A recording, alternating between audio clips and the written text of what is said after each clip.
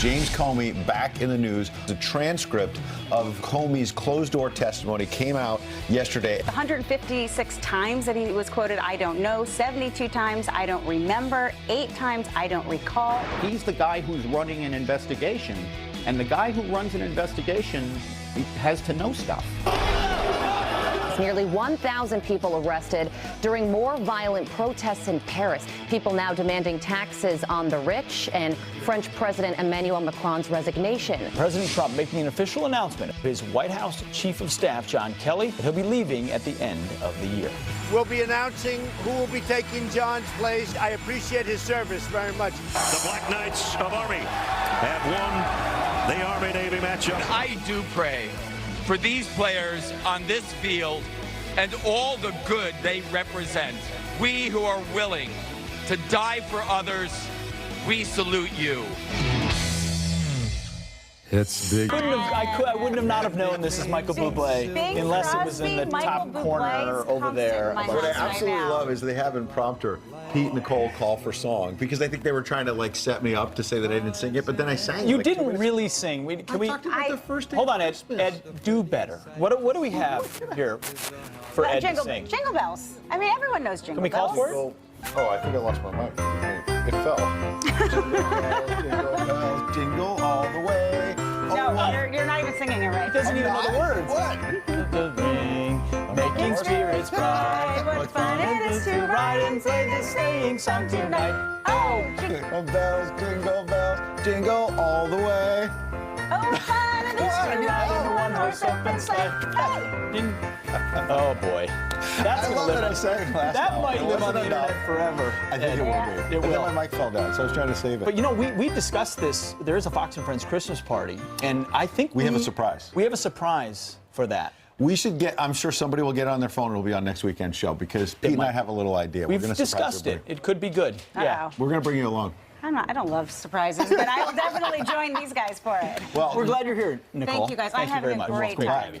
And then no there's surprise, news. perhaps, that James Comey has a faulty memory, it appears. He went behind Back closed in the doors news. on Friday with House Republicans and Democrats. Got most of the tough questions, of course, from Republicans who wanted to know about his handling of the Hillary Clinton email probe. They wanted to know about his handling, of course, of candidate Donald Trump in his campaign, the surveillance that went on, the FISA warrants that were gotten without really revealing the full nature of the dossier and the fact it was unverified. So he's the man in charge. Like, he's the FBI was. director. They took control of the investigation. But you wouldn't know it if you look at the transcript. 156 times, Mr. Comey said, I don't know. I don't know. 72 times, I don't remember. And 8 times, I don't recall. Now, you made a great point last hour, Nicole, about if you say, I don't know, that can actually be proved otherwise Right. if it's proven that you did know. I think I would never say I don't know, and I would just go with I don't remember, because no one can prove to me that I don't remember something. But it's astonishing. And it is, to me, it's evident of anyone who goes to Capitol Hill that has something to hide at some level. Right. It is always advisable from your legal counsel to say, I don't recall, I don't remember, I don't know, because then you can't be held culpable for the things you did And what in about that the moment. fact that this is a man who was sanctimonious about saying that Yes. the Trump team, whether it be the campaign, the White House team, from the president on down, need to be more transparent, more honest in his eyes.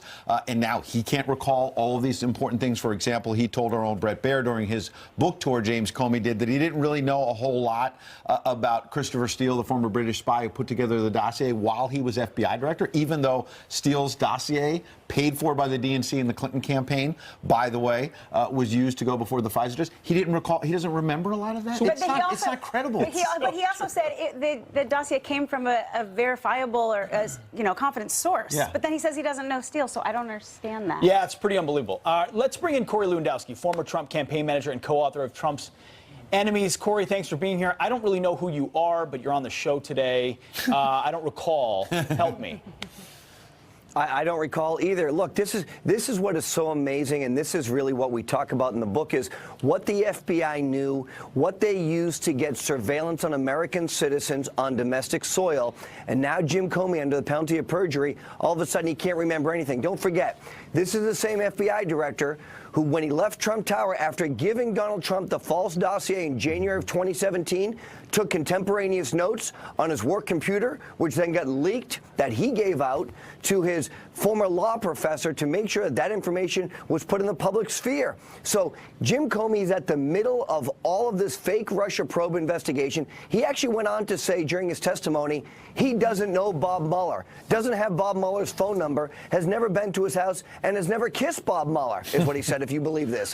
Which, you know, I don't know any of that to be true, to be honest with you. I am sure he has Bob Mueller's phone number, and I think maybe he's kissed him once or twice. Right. Well, the context there is that apparently there was some sort of a FOIA request from someone recently to the FBI looking for photos allegedly showing Comey and Mueller hugging and kissing. I don't know the context of that. That was the question from a lawmaker. Comey said, I have no idea. Let me ask it this way, though, Corey. Let me tie it to Bob Mueller's investigation as you did. So if I've got this right, if Donald Trump paid his one-time attorney, Michael Cohen, to help get him out of a personal indiscretion, allegedly, and that they're facing potentially criminal charges there. How is it then you can't do that, but you can hire a law firm, Perkins Coie, and pay them to pay a former British spy to dig up dirt on your opponent, and James Comey and everyone else thinks, that's okay, it's not criminal? Well, look, there's clearly a number of FEC violations that the Clinton campaign engaged in. They took $5 million. They paid a former British spy, Christopher Steele, to go to Russia for the false dossier. It was designed and paid for and given to Fusion GPS Nellie Orr, whose husband, Bruce Orr, was the #4 person at the Justice Department who still works there. And then Bruce Orr hand-walked that document over to the FBI.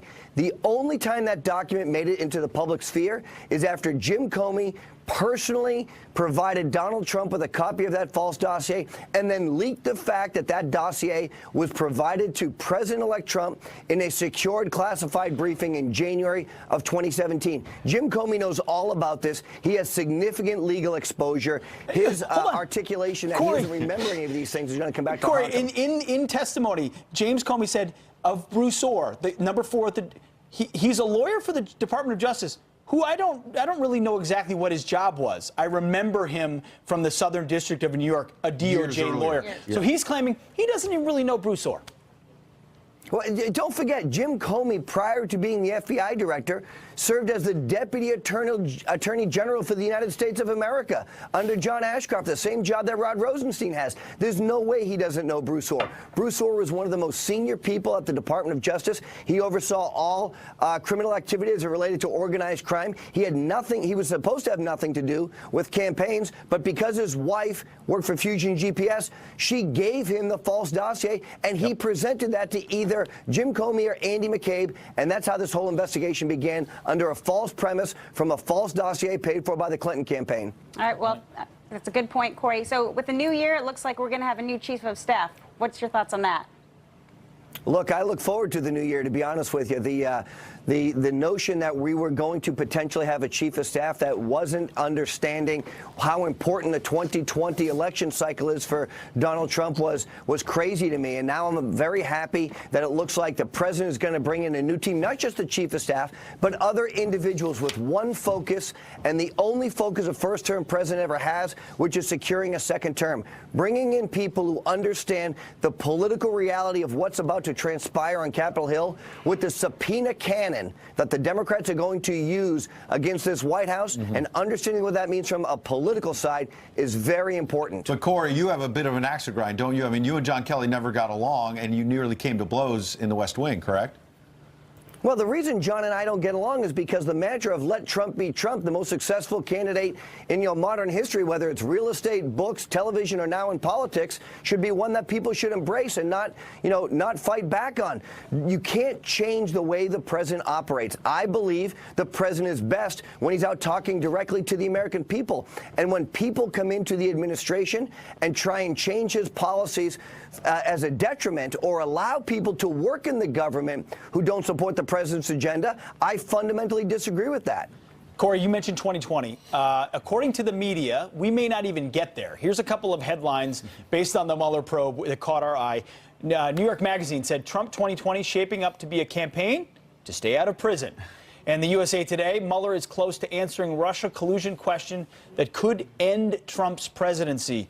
Are you concerned that what Bob Mueller is mulling will lead to something before 2020? Look, the president has no exposure here. I'm very certain of it. I sat next to Donald Trump for thousands of hours. We never contacted any Russians. They never contacted me that I know of. No communication, no collusion, no cooperation. That's a fact. It's very simple. And whatever other people had done, whether it's Michael Cohen or Paul Manafort, it had nothing to do with the campaign, which is what Bob Mueller was supposed to be looking into, which is the collusion, which never existed, between Trump's campaign and the Russians. But it's amazing. There's been no looking into the collusion that we know took place between the Russians and Hillary Clinton's campaign. And moreover, and this is a really important point, Pete, there was one president of the United States at the time. It was Barack Obama. And his intelligence community, Comey, Clapper, Brennan, they were tasked with ballot integrity and making sure that no foreign entities interfered with our election cycle. How come no one's talking about that? Donald Trump was a private citizen. We were running a private campaign for president. So let's put the blame, if there was any, where it belongs, which is the intelligence community's failures to protect the American ballot system if the Russians tried to impact that in any way, shape, or form. Corey Lewandowski, thanks for coming in. Thanks, Corey. Appreciate it. Thank you. All right, from Corey to Carly. I like it. Good morning. I'll take it. Yes. Good morning to you. Good morning to everybody at home. If you're just waking up, strong language from the president of Iran accusing the U.S. of economic terrorism over sanctions. The leader adding, quote, "We warn sanction imposers that if our capabilities to fight drug trafficking and terrorism are harmed, you cannot escape from the influx of drugs, refugees, bombs, and terrorism." Last month, President Trump reinstated sanctions against Iran after withdrawing from the Iran nuclear deal in May. A 22-year-old Google employee is found dead at the company's New York headquarters. Police say Scott Krulsick was found unresponsive on the 6th floor. Reports say the software engineer did not have any medical issues and his body did not show any signs of trauma. The medical engineer is investigating a cause of death. And turning now to extreme weather, more than 20 million people impacted by a major winter storm.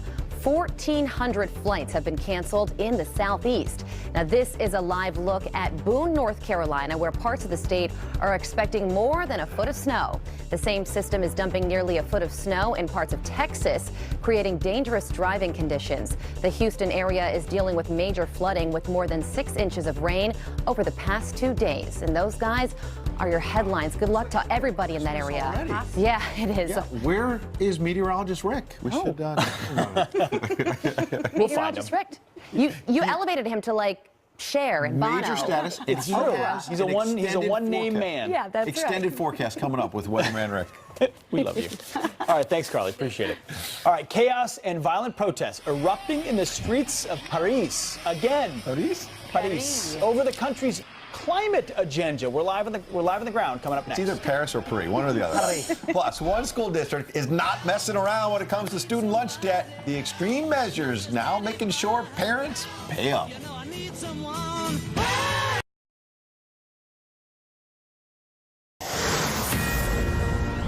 We are back with a Fox News alert. Nearly 1,000 people arrested during more violent protests in Paris. People are now demanding taxes on the rich and the French president's resignation. Well, our man in Paris, Greg Palcott, as the unrest sweeps the country. Greg, yesterday you were wearing a helmet. You were in a different spot, and we saw your reports throughout the night. And it at one point you said it looked almost like the Gaza Strip in Paris.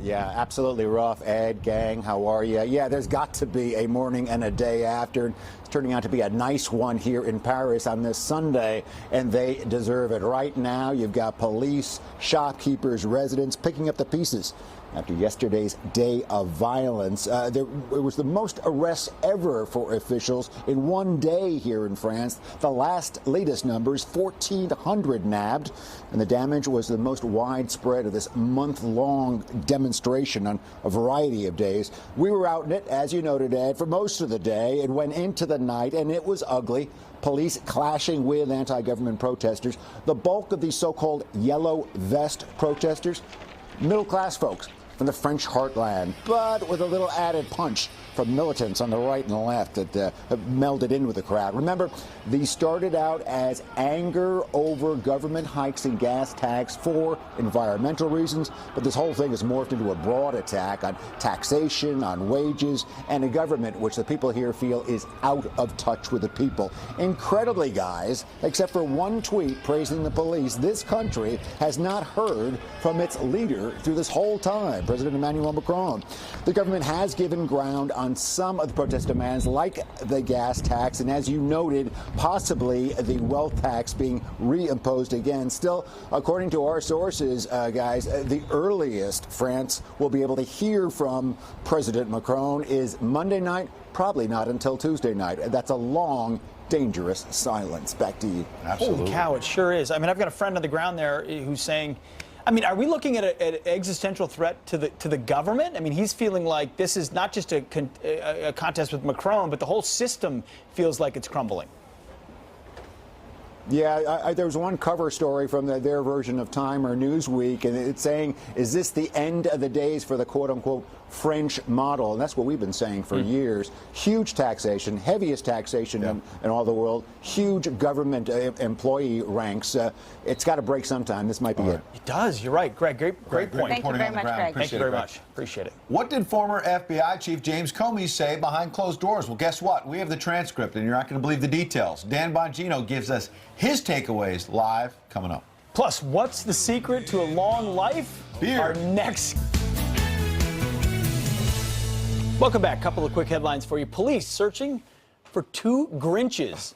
They say they used bolt cutters to steal a Salvation Army kettle. Out there. Two Grinches out there. Why would someone do this to people? You know, it's just disappointing. It's a one-way ticket in the wrong direction. The thieves caught on camera outside a grocery store in Minnesota. The Salvation Army says the bell ringer had not yet arrived for his shift when it happened. So much for Minnesota nice. Yeah, exactly. And this suspect is wanted for a violent brawl inside a Cracker Barrel. What? The video shows a customer attack the teenage employee, sending him into nearby shelves. Wisconsin detectives say it started when the clearly unhappy customer blurted homophobic slurs at another employee. Awful. Not a good idea. Well, it's good to bring in Dan Bongino. I thought we were going to talk about Mueller and whatnot, but I kind of want to talk to him about beating up those guys who went after the Salvation Army. I feel like you're the guy to send. Listen, I mean, is there a low, how low of a human being do you have? I mean, even like animals don't do that. They don't like steal Salvation Army. He's the guy to send. What kind of a jerk do you have to be to do that? No, really. Those poor guys are out there in the cold trying to raise money for a good cause. You get the bolt cutters out to fleece their dough. I mean, you want to talk about a loser. That's a big L. Seriously. You need to seek professional help.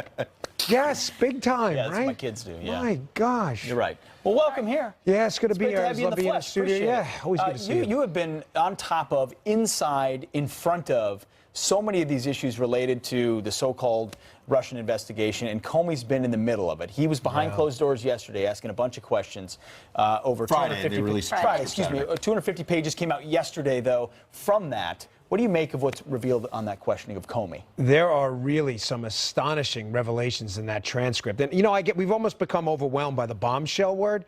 But I'll just go through the big one first. He doesn't know the source of the dossier? Listen, guys, it's not personal. I don't know Jim Comey. He obviously has served the public in some capacity, with all due respect. You were the FBI director. You opened the most significant counterintelligence investigation in modern U.S. history into a presidential nominee, now president. And you have no idea where the information comes from? It came from the hot dog guy on the corner, Joey Bag of Donuts. You didn't think, wait, seriously, you didn't think to ask that question? Like, hey, we've got this information that Donald Trump may have committed treason, nonsense information. Hey, who told you that? Oh, cousin Bobby in the Walmart? Yeah. Like, it never occurred to you as the FBI director. Meanwhile, you had to go through a FISA judge, a serious federal judge, you would think, to actually have evidence. And yet, let's broaden this out. In this transcript, it shows that 156 times we counted, James Comey said, I don't know. 72 times, I don't remember. 8 times, I don't recall. I thought he was for truth, justice, and the American way. Ed, listen, You ever see that meme on Twitter? I can't say this. I'm like, you had one job. Like, what's your job here? To produce conservative content for Fox and Friends. Jim Comey's job, he had one job, to know where the information came from. How do you go there and answer that many times? You know, there's another thing he said, too. So not only does he not know how the investigation started or where the information came from, they asked him at one point, I think it was Trey Gowdy or Jim Jordan said, how would you initiate a counterintelligence investigation into a presidential candidate? He's like, I'm really not sure about that either. Listen, brother Jim, you had one job to know this stuff. It's like me showing up this morning for Fox and Friends going, Dan, you want to comment on Comey? No, I'm good. I'm just going to hang out on the couch and drink Pete's coffee. You had one job to produce content. Jim Comey cannot say, I don't know. It was his job to know. This is the incompetence here is stunning. Hillary Clinton said, I don't recall 21 times when she was interviewed. So is the lesson here, if you're a Democrat or you're James Comey, I don't know where he is, just say, I don't recall. And some of the Trump people made the mistake of lying to the FBI, by the way. They didn't tell the truth, it appears. And that's a great point. I mean, so you just gestured to Ed, you're right.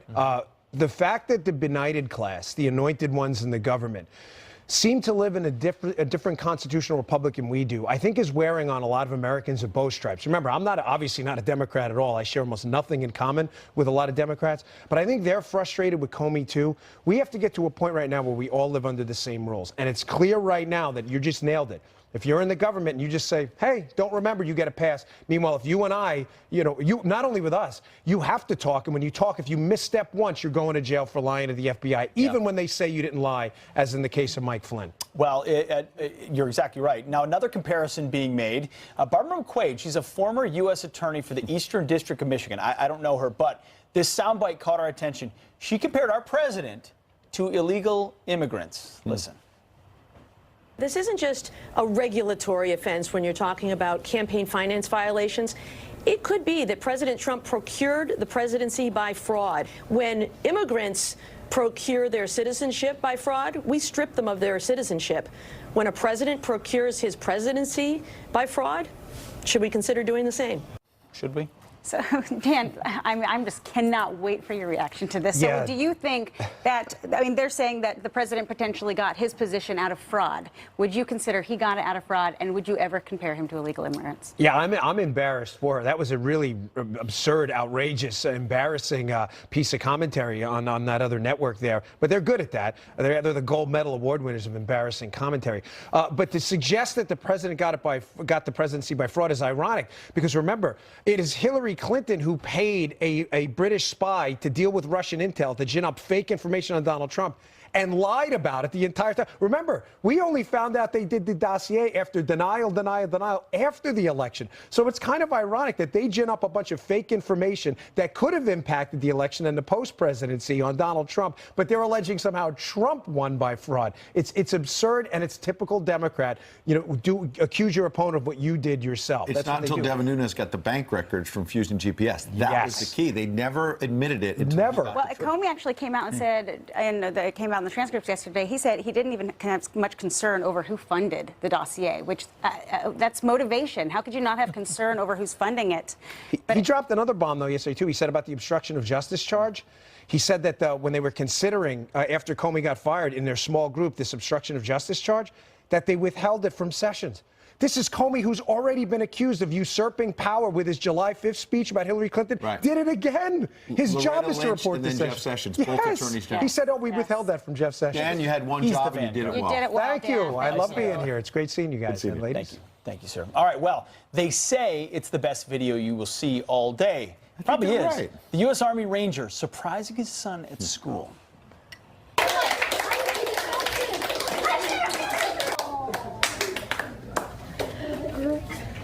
Yeah, they were right.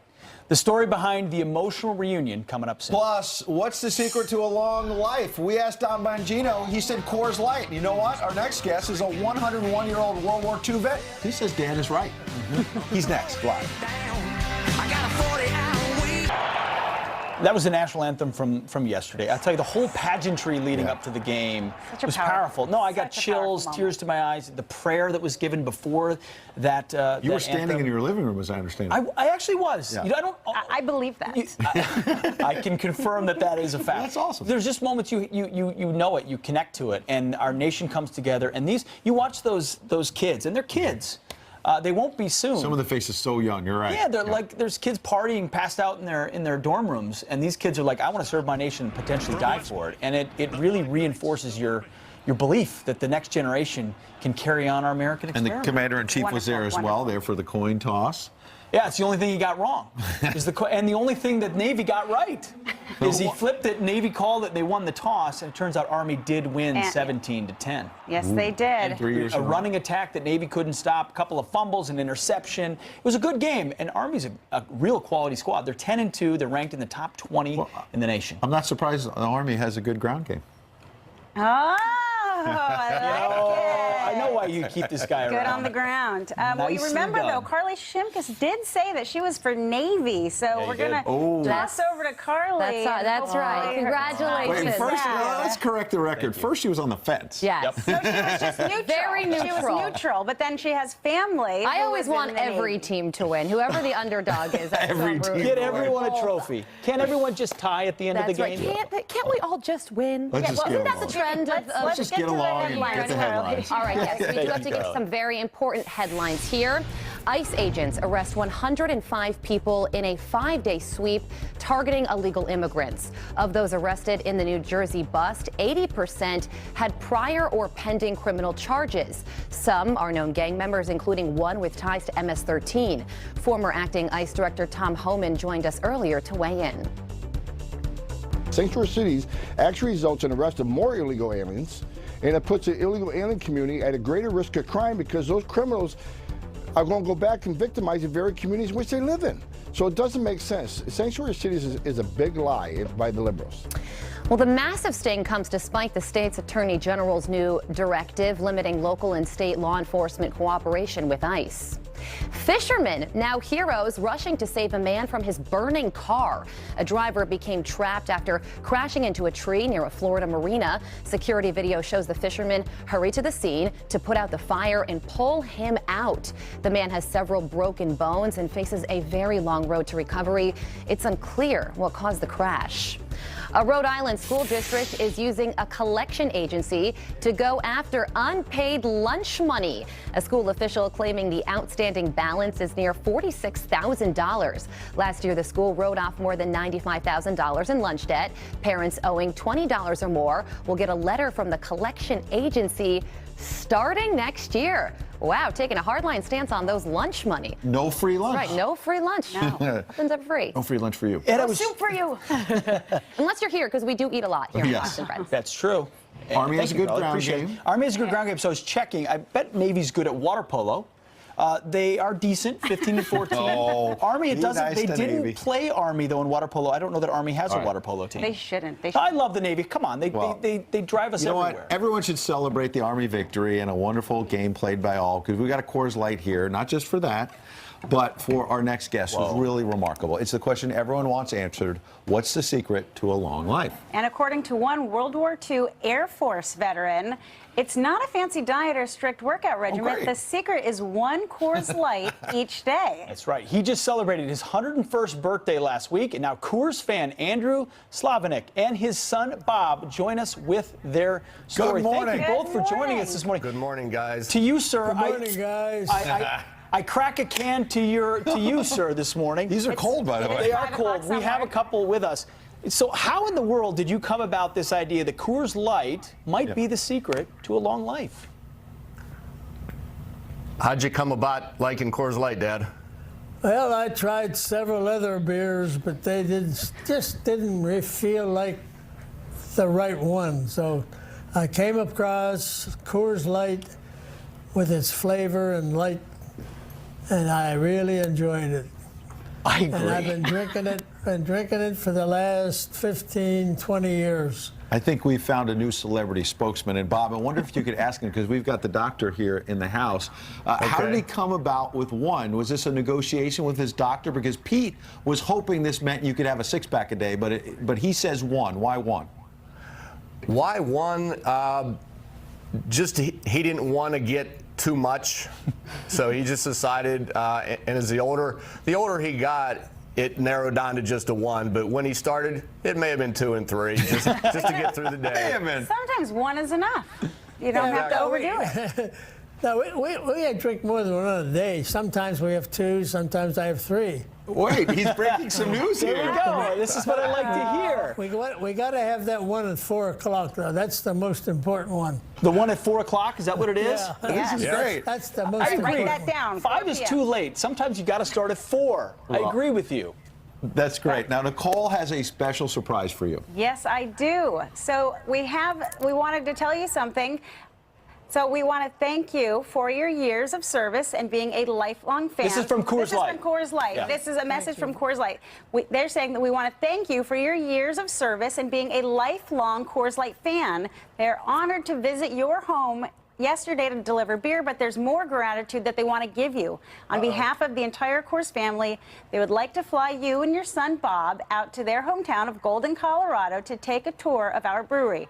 We'll see you in the Rockies. Wow. So do you know what that means? You're going to their brewery. They want to have you there. We're going to see the actual Blue Mountains, huh? That's right. That would be great. And That's not just a awesome. picture. You're going to actually be there. Yeah. Hey, fresh beer is always good. That's a great is. line. Bob, can you ask him whether or not he's ready to do like a big Super Bowl ad? I feel like this could be the next big Super Bowl ad. I think he's ready. I know he is, actually. He's a big Steeler fan for how much he can watch on TV, but he loves it. Watching TV is my tough one. With my eyesight, I have a hard time, but I enjoy it. Well, we hope it's tuned to Fox News with a Coors Light in one hand and the clicker in the other. Thank you for your service. Thank you. Thank you very much. Andrew, I Bob, appreciate thank you. It's awesome. It's a fun story because of the Coors Light thing, but your service to our country matters a great deal, and we're glad you've got a great trip in front of you. Congratulations. This one will be for you after the show, sir. Yep, in the commercial break afterward, actually. All right. Great. Thank you, sir. You. Take care. A lot more news coming up. All right, still ahead, House Judiciary Committee Chairman Bob Goodlatte was in the room when James Comey gave his closed-door testimony. He shares his big revelations live next hour. Plus, another win for the Trump economy. Wage growth is matching the highest rate in nearly a decade, despite job growth slowing a bit. The Wall Street Journal dubs it the perfect jobs report. A former Reagan economic advisor who talked all about this long ago is next. Well, the Labor Department released its monthly jobs report on Friday, revealing U.S. employers slowed a bit in their hiring in November. It's still positive, but lower than expected. But the Wall Street Journal is dubbing it the perfect jobs report. So why? Yeah, let's ask former Reagan economic advisor, author of now Trumponomics, Art Laffer. Good to see you, Art. Hi, Art. Thank you, Ed. Hi, Nicole. How are you? Fantastic. We, have been hearing a lot, and maybe some in the media don't like to talk about it, but the economy has been strong under the president, particularly job growth. Now, as I noted, it wasn't as high as some on Wall Street expected on Friday, still in positive territory. But talk about wage growth, which is something both parties have been saying is the key for a long time. Yeah, wage growth is great, and it should be very strong. This is a good economy. I don't think the Wall Street Journal was correct that this is the perfect jobs report. Yeah. It's not, but it's okay. What you really want to look at is you want to look at GDP, which is the sum total of all the production of goods and services in the U.S., and those numbers have been coming in very, very strong, which is lovely. 4.2% growth in the second quarter, 3.5% growth in the third quarter. That is the number you want to really focus on laser. That's where you really see the good news, and it's really very strong. Now, so everyone was kind of criticizing when we were talking about strong economies in the past. They were saying, yes, but wages aren't up, and that was the biggest criticism. But now it's looking like the average hourly earnings were up 3.1% from a year earlier, matching that as the best rate since 2009. So is it time for those critics to say mea culpa and maybe acknowledge that the wages are up? Yeah, well, they never should have started talking at all, because when you have rapid growth in employment, mostly that growth growth comes in people at the lowest ranks in there, and so therefore they're low-wage people. So when your average wages go up, it shows you that it's even stronger than those numbers would imply. So we are having a very nice recovery here. It's got to continue for a long time to really make a difference, but it's on the right path. Yeah, All right, well, absolutely. thank you very much. Yeah, the Wall Street Journal was Hey, saying, you guys have altogether too much fun. Now, let me just ask you one question. Yeah. If it had been raining, would Navy have won? you know, that's a, You we're talk going to about the put that ground question game and to Army. Pete. I mean, come on. Yeah, we You have a guys lot are of fun. We got spectacular, Coors by Light, the we got way. Art Laffer. Great, it's a treat Thank to have you, you. Art. Thank you Great very having much. you. All See right, you well, later. Still ahead, House Judiciary Committeeman Chairman Bob Gudla and Maria Bartiromo both here live. They'll talk a little bit more about the economy as well, but plus taking a successful picture with Santa is not always as easy as Pete's family makes it look like here. Instead, they usually look more like this. We've got tips on how to avoid a Christmas meltdown during your photo op this season. Not going to happen with Pete's family. It's coming up.